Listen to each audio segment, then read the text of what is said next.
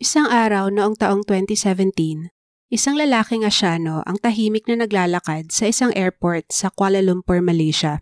Bit-bit ang kanyang backpack. Walang armadong escort, walang bodyguard. Tila isa lamang ordinaryong pasahero. Subalit sa isang iglap, mabubura sa mundo ang lalaking ito at malalaman ng lahat na siya ay malayo sa pagiging ordinaryo. Ang lalaki ay nagmula sa isang makapangyarihan, kinatatakutan at malupit na angkan. Pero hindi isang sniper o profesional na hitman ang tumapos sa kanya, kundi dalawang taong ni hindi alam kung sino siya. Ang kanyang mga assassins ay dalawang babaeng napaniwala na ang kanilang gagawin ay isa lang prank para sa isang palabas. Walang kamalay-malay kung gaano kamapanganib at nakamamatay ang tangan nila sa kanilang mga kamay. Ito ay hindi lamang isang kaso ng pagpasyang. Bagkus, isa itong malinaw na mensahe para sa lahat ng isang rehimeng hindi mag-aatubiling pumatay ng kahit sino, kahit saan, at kahit sa anong paraan. Ito ang kaso ni Kim Jong-nam. Gaya ng maraming kababaihan sa mga bansa sa Southeast Asia, kahirapan ang nagtulak kay Siti Aisha para makipagsapalaran sa Red Light District ng Kuala Lumpur, Malaysia. Si Siti ay pinanganak taong 1992 sa isang probinsya sa Indonesia. Ngunit nang siya ay nasa 8 gulang na, lumipat siya sa Jakarta kung saan mas maraming trabaho at oportunidad. Ayon sa reports, doon ay pumasok siya sa isang factory at kinalaunan ay nagkaroon siya ng relasyon sa namamahala ng nasabing factory. Nagpakasal ang dalawa noong 17 years old pa lang si Siti at nagkaroon sila ng isang anak na lalaki. Subalit ilang taon lang ang lumipas ay nag-divorce din sila at para magkaroon ng pagkakakitaan, nagdesisyon si Siti na lumipad papuntang Malaysia kung saan siya pumasok bilang masahista sa isang spa. Sa Kuala Lumpur, nag-cruise ang landas nila ng isang lalaking nagpakilala bilang James noong Enero 2017. Kinaibigan nito si Siti at di nagtagal ay inalok niya ito ng isang racket.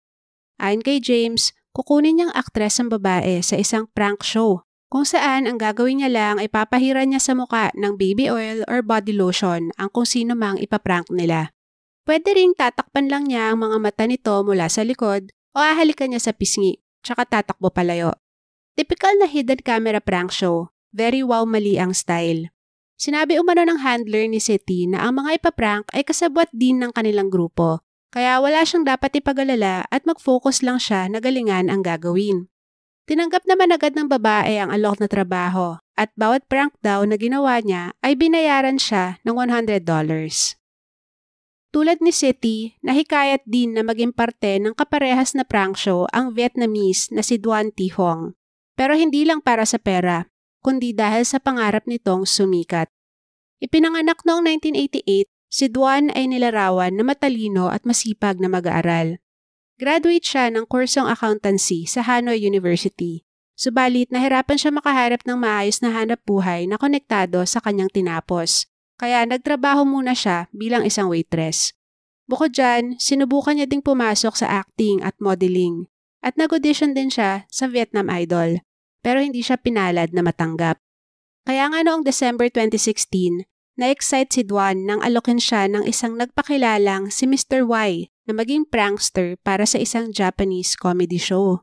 Ang kanyang gagawin ay gaya rin ng mga pinagawa kay Siti at pinangakuan siya ng kanyang handler na sisikat siya sa Japan at sa iba't ibang bansa dahil sa prank show na ito. May ilang beses ding ginawa nila Siti at Duan ang ganitong mga pranks nang magkahiwalay at unti-unti silang naging komportable at mahusay sa papel na kanilang ginampanan.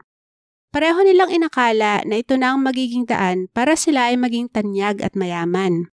Ngunit ang katotohanan, ang mga pranks na kanilang ginawa ay isa palang pagsasanay para sa napakahalagang misyon na iniatang sa kanila nang hindi nila nalalaman.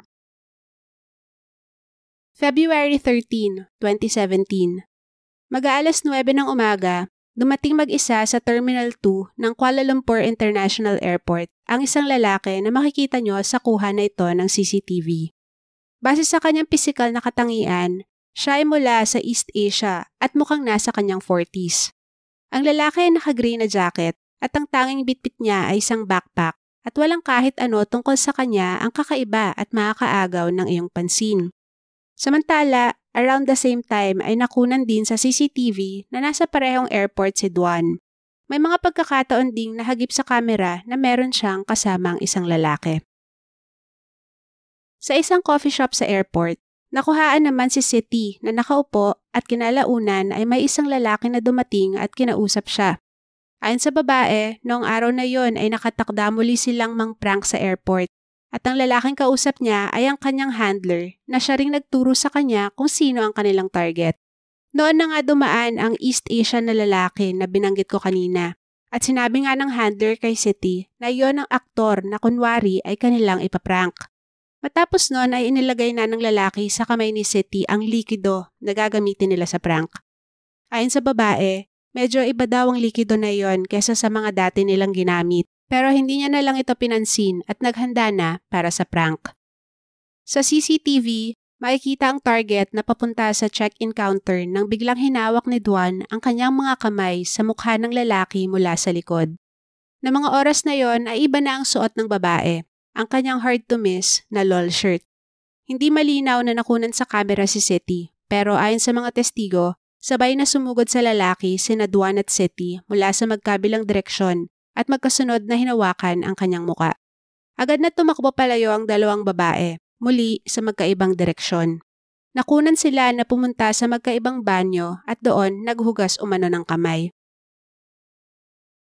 Samantala, matapos ang pagsunggab sa kanya ng dalawang babae, gulat at nagpapanik na naghanap ng airport personnel ang lalaki. Ipinaliwanag niya ang nangyari at sinabing sumasama na daw ang kanyang pakiramdam.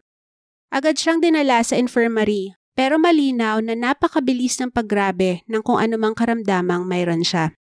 Hirap na siya sa paghinga at tuluyan nang ang nag-seizure at nawalan ng malay. Kinailangan niyang i-intubate at agad na isinugod sa ospital.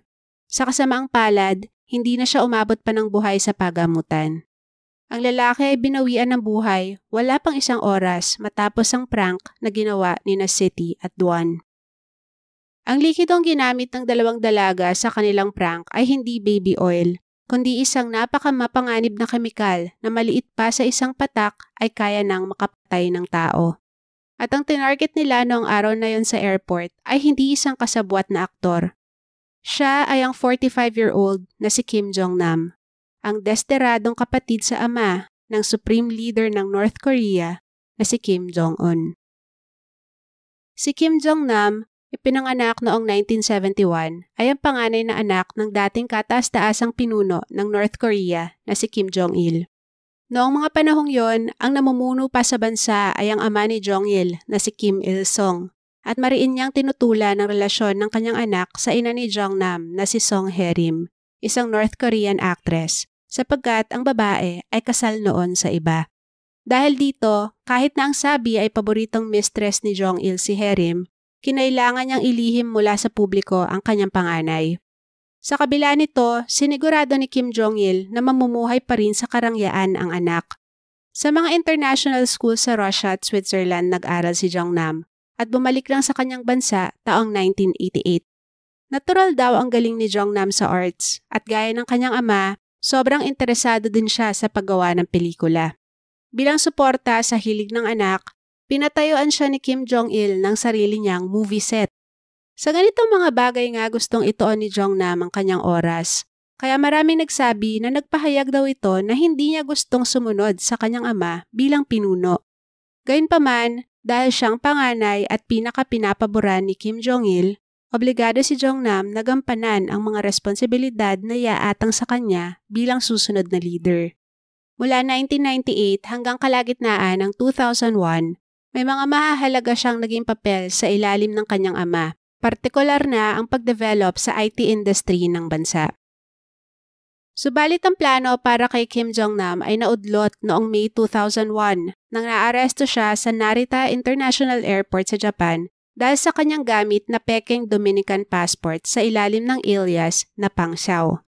Nang siya'y nahuli, may kasama siyang dalawang babae at kasama niya rin ang kanyang batang anak na lalaki. Nang tanungin kung ano ang pakay nila sa Japan, Ang sabi ni Jongnam ay gusto niya daw ipasyal ang anak sa Tokyo Disneyland. Nang nakumpirma ang kanilang pagkakakilanlan, agad silang dineport palabas ng Japan. Ang pangyayaring ito ay isang malaking kahihiyan para sa North Korea dahil na rin sa klase ng pamumuno at ideolohiya na meron sila. Simula nga noon ay nawalan na ng amor kay Jongnam si Kim Jong-il at marami pa sa kanyang mga opisyal. Kalaunan ay tuluyan ng binitawan ni Jongnam ang posibilidad na maging susunod na pinuno at siya at ang kanyang pamilya ay na-exile sa Macau. Maraming naniniwala na ang Disneyland issue ang dahilan ng pagpapatapon kay Jongnam. Pero ayon mismo sa kanya, ang totoo ay hindi daw nagustuhan ng kanyang ama ang ilan sa mga opinyon niya tungkol sa pamumuno sa North Korea.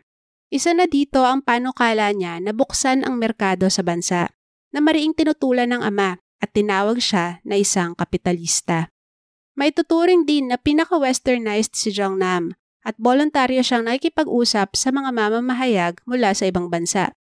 Hindi yan nagustuhan ng mga opisyal ng kanyang bansa at ng kanyang ama at itinuring din na isang banta ng tagapagmana ng kapangyarihan, ang kanyang nakababatang kapatid na si Jong-un. Nang pinalitan ni Kim Jong-un ang namayapang ama noong 2011, pinagpatuloy niya ang uri ng pamamalakad sa bansa. Marami ang nagsasabi na kumpara sa kanyang lolo at ama, higit na mas malupit ang nakababatang Kim. 2 taon pa lamang siya sa pwesto ay pinag-utos niya na ang malawakang purge o paglilinis sa hanay ng kanyang mga opisyal. Ang kanyang target ay yung mga taong posibleng kumalaban sa kanyang pamumuno. Nasa 100 opisyal daw ang inakusahan niya ng pagtatraidor at hinatulan ng kamatayan. Ang pinaka nakakagulat ay nang ipapatay niya noong 2013 ang kanyang sariling tiyuhin na si Jang Suk-taek, itinuring na pangalawang pinakamataas na tao sa gobyerno. Siguradong naging masakit ang balitang ito para kay Kim Jongnam dahil naging malapit siya kay Jang Suk-taek habang siya ay lumalaki.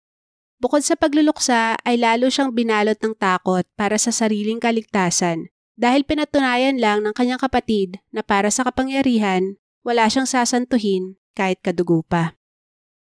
Hindi naman nagkamali si Jongnam dahil ayon sa intelligence agency ng South Korea, halos kakaupo pa lang daw ni Kim Jong-un ay naglabas na ito ng standing order na paslin ang nakatatandang kapatid. Alam umano ito ni Jongnam at sa katunayan, sumulat ito sa kapatid na nagmamakaawang huwag siyang ipapatay pati na rin ang kanyang pamilya. Ayon sa sulat, "We have nowhere to go, nowhere to hide. We are well aware that the only way to escape is suicide."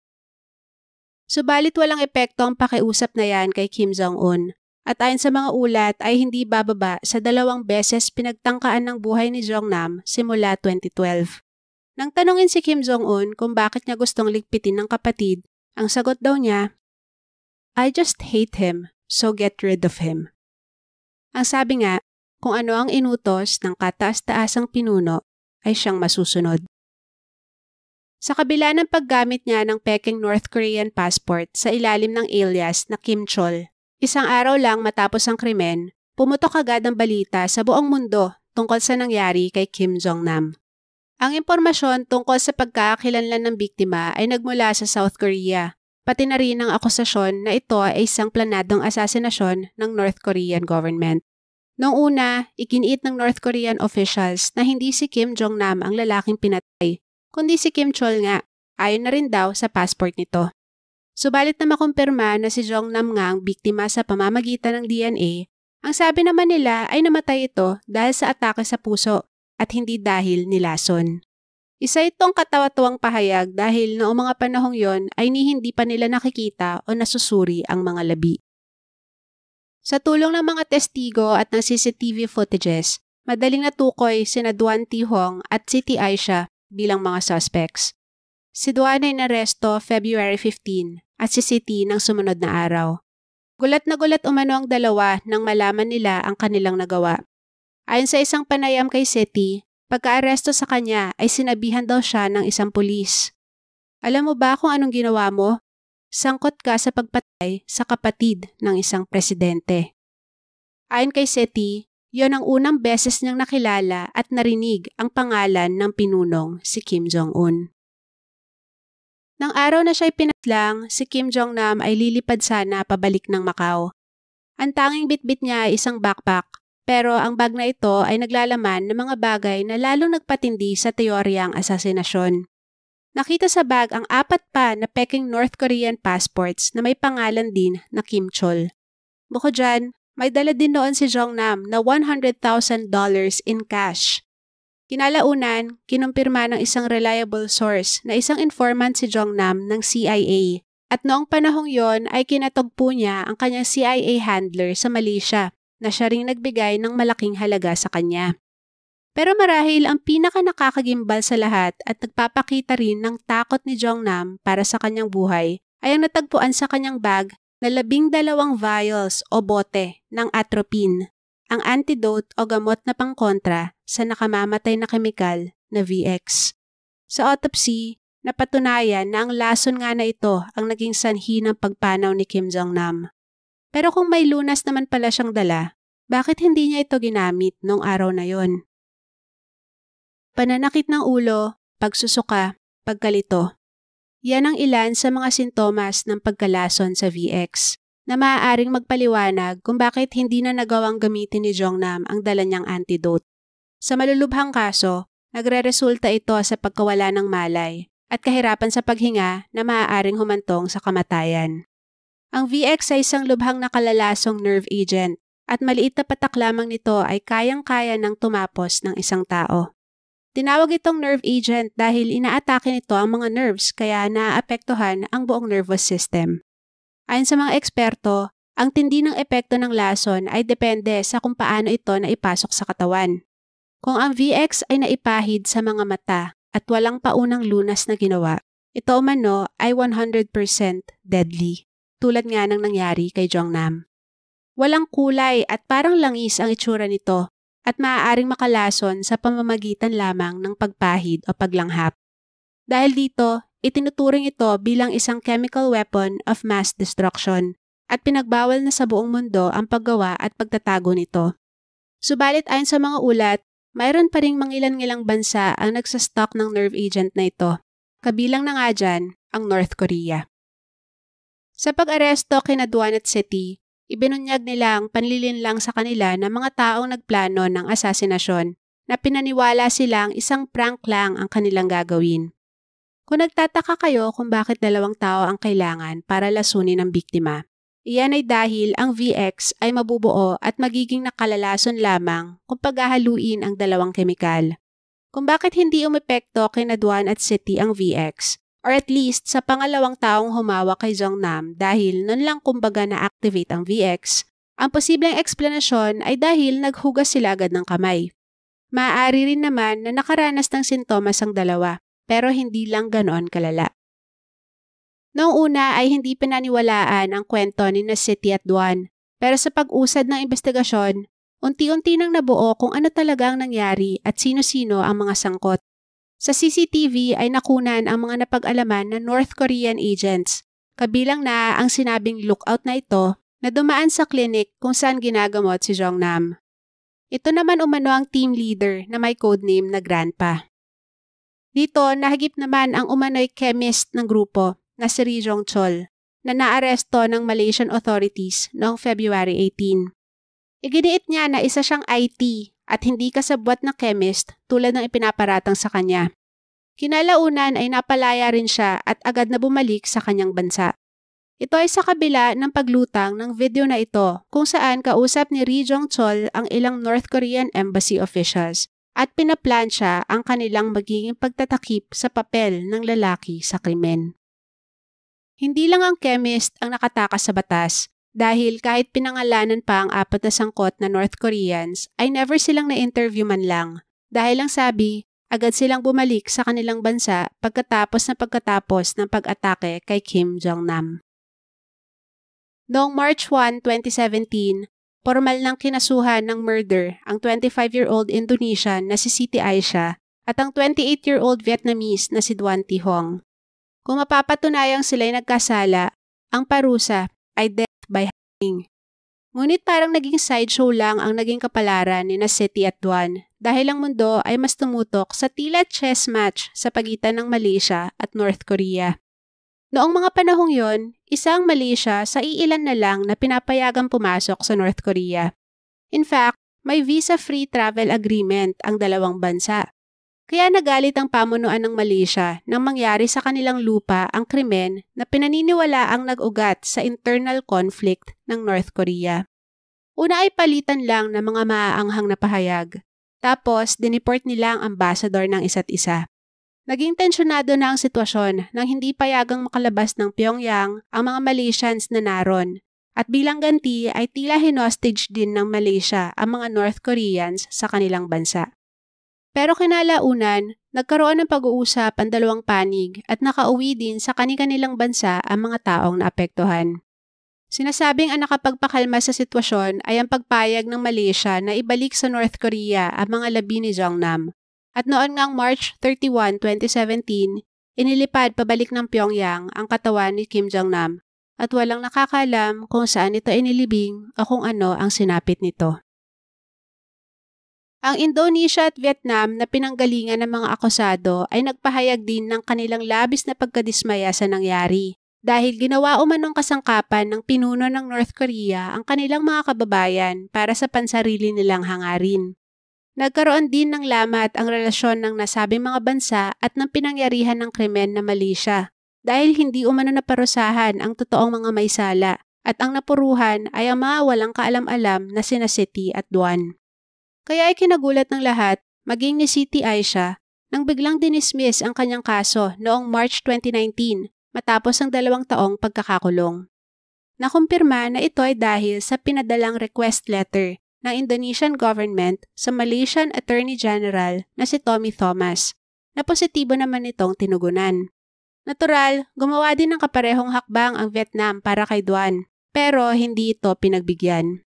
Dito muli nagkaroon ng tensyon sa pagitan ng Vietnam at Malaysia. Kaya noong April 1, 2019, inurong ang kasong murder laban kay Duan at sa halip ay nag-plead siya ng guilty sa di hamak na mas mababang kaso na voluntarily causing hurt by dangerous weapons. Sinintensyahan siyang makulong ng 3 taon at 4 na buwan, pero kinalaunan ay nabawasan ito ng nabawasan hanggang tuluyan na siyang makalaya noong May 3 ng parehong taon. Sina Siti at Duan ay pareho nang bumalik sa kani-kanilang mga bansa.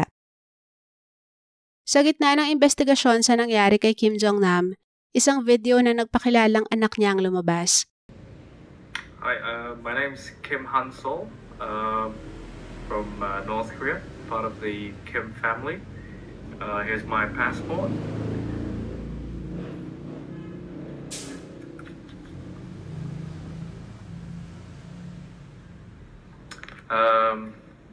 My father has been killed a few days ago. I'm currently with my mother. Ang pagkakakilanlan ng binata ay kinumpirma ng South Korean Intelligence Agency at siya nga ang panganay na anak ni Jongnam na si Kim Han-sol. Sa video, sinabi niya na nasa sikretong lokasyon sila ng kanyang ina at kapatid at umaasang magiging maayos din ang lahat. Nagpasalamat din siya sa mga taong tumulong sa kanyang pamilya. Mariin din siyang tumutol na dalhin sa North Korea ang mga labi ng ama, subalit nangyari pa rin ito. Sa kasalukuyan, wala pa rin nakakaalam kung nasaan sina Han-sol, pero ang sabi-sabi ay nasa ilalim daw ito ng proteksyon ng CIA at maaaring naninirahan sa US o Europe. Nakakalungkot isipin na malaki ang posibilidad na buong buhay nila Han-sol ay ganito ang kanilang magiging sitwasyon. Patago-tago at laging nakalingon sa kanilang balikat. Wala naman siyang ambisyon na mamuno sa North Korea, ni hindi nga siya doon lumaki. Ang apelidong dala niya ang nag-iisang rason kung bakit mayroon siyang panghabang buhay na target sa kanyang likuran, gaya na rin ng naranasan ng kanyang ama ng ilang taon. Sana lang, hindi matulad ang kanyang kapalaran sa malagim na sinapit ni Kim Jongnam. Anong masasabi niyo sa kasong ito? Sa inyong palagay, may pag-asa pa kayang mabigyan ng tunay na hustisya ang nangyari kay Kim Jongnam? Pag-usapan natin yan sa comment section. Huwag niyo pong kalimutang i-like ang video na ito at subscribe na rin kayo sa aking channel para updated kayo lagi sa mga bago kong content. Thanks for watching at ingat po tayong lahat, lalo na sa baha. Bye!